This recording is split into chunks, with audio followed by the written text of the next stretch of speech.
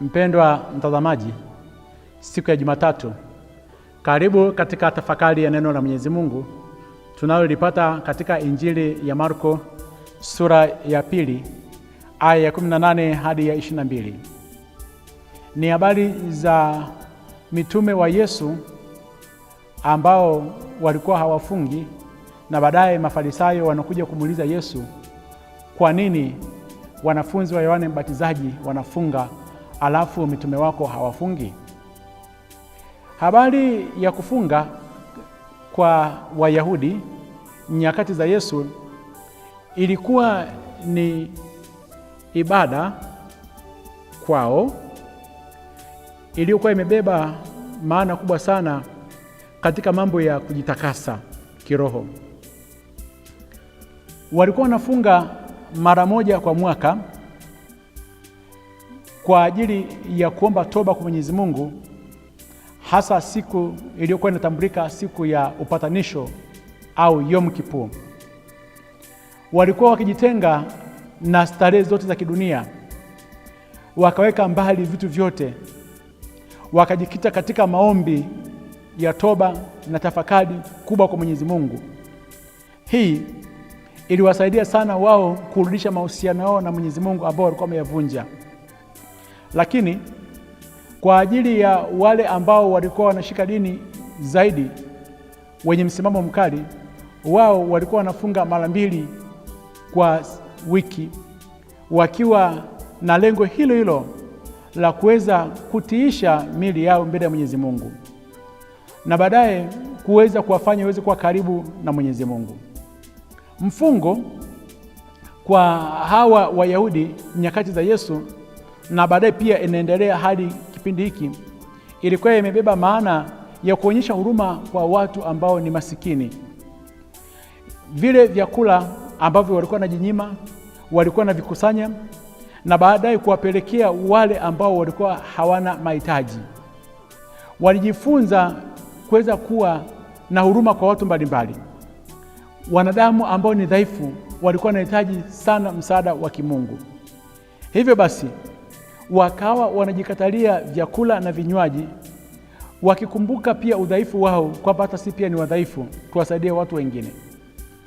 Habari hizi za kufunga zilivyozama sana katika dini yao, ndani ya kundi lile la Wayahudi likaonekana kundi la Mafarisayo wakiwa wanafunga mara nyingi zaidi, si kwa ajili ya Mwenyezi Mungu, wakawa wanafunga kwa ajili ya kutafuta utukufu wao. Kufunga kwa Mafarisayo ilikuwa ni ibada ya kujionyesha, yaani watu waweze kuwaona na wavutiwe na ibada zao. Walihisi kwamba kufunga kungeweza kuwafanya watambulike mbele za Mwenyezi Mungu kwamba wao ni watu wenye uchaji. Saumu yao ikawa ni ibada ya maonyesho. Hata wanapokuja kwa Yesu wanakuja kujionyesha katika habari hizo.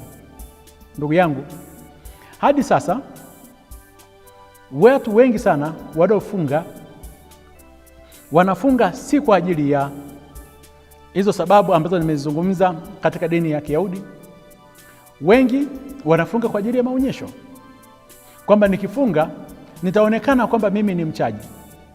Mbaya zaidi, wengine pia wanafunga ili kuweza kupunguza miili yao, si kwa ajili ya Mwenyezi Mungu. Saumu kama hiyo Yesu anaikataa, ni kwa sababu ya maonyesho. Hasa Yesu anatoa majibu gani katika swala zima la kufunga?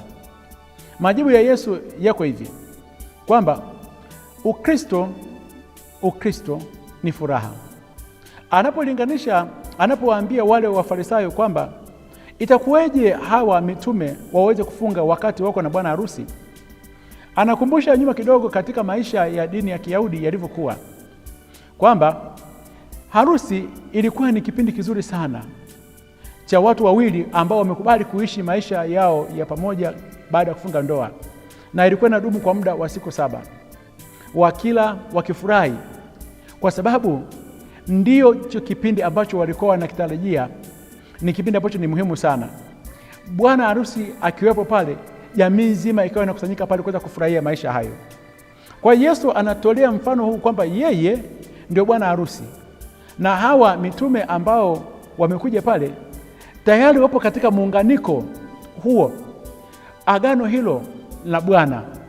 Hivyo basi uwepo wa Kristo katikati yao ni furaha, na anayepata nafasi ya kuweza kumpata Kristo, anayepata mang'amuzi ya kumpata Kristo na kuweza kuunganika naye, anakuwa ni mtu mwenye furaha.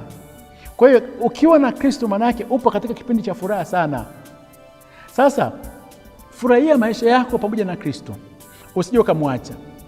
Ila ikifika kipindi katika safari yako ya maanguko, uwepo wa Kristo umeondoka ndani mwako kwa kutenda dhambi, kwa kufanya mambo ambayo ni mabaya, ndipo anza kutafuta uwepo wa Mwenyezi Mungu kwa kufunga.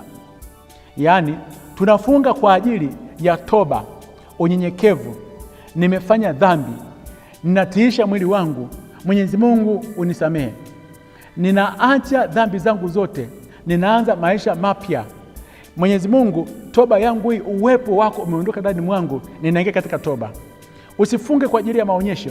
Funga zile nyakati ambapo uwepo wa Mwenyezi Mungu umeondoka ndani ya maisha yako, na saumu yako itakuwa ina maana. Funga kwa ajili ya kuweza kuwasaidia watu wengine ambao hawana mahitaji. Watembelee, wapatie yale mahitaji yako. Usifunge alafu baadaye ukaendelea kula vyakula ndani. Mfungo wako utakuwa hauna maana. Vile vile pia hudhurisha nafsi yako kwa Mwenyezi Mungu kwa unyenyekevu mbele zake, ili aweze kukubariki. Akubariki na kulinda Mungu Mwenyezi, Baba na Mwana na Roho Mtakatifu. Amina.